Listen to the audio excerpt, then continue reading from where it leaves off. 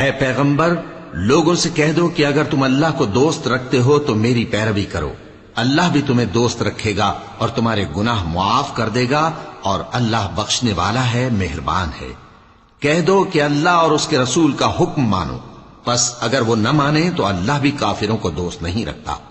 اللہ نے آدم اور نوح اور خاندان ابراہیم اور خاندان عمران کو تمام جہان کے لوگوں میں سے منتخب فرمایا تھا، ان میں سے بعض کی اولاد تھے، اور اللہ سننے والا ہے، جاننے والا ہے۔ وہ وقت یاد کرنے کے لائق ہے جب عمران کی بیوی نے کہا کہ اے پروردگار، جو بچہ میرے پیٹ میں ہے میں اس کو تیری نذر کرتی ہوں، اسے دنیا کے کاموں سے آزاد رکھوں گی، تو اسے میری طرف سے قبول فرما، تو تو سننے والا ہے، جاننے والا ہے۔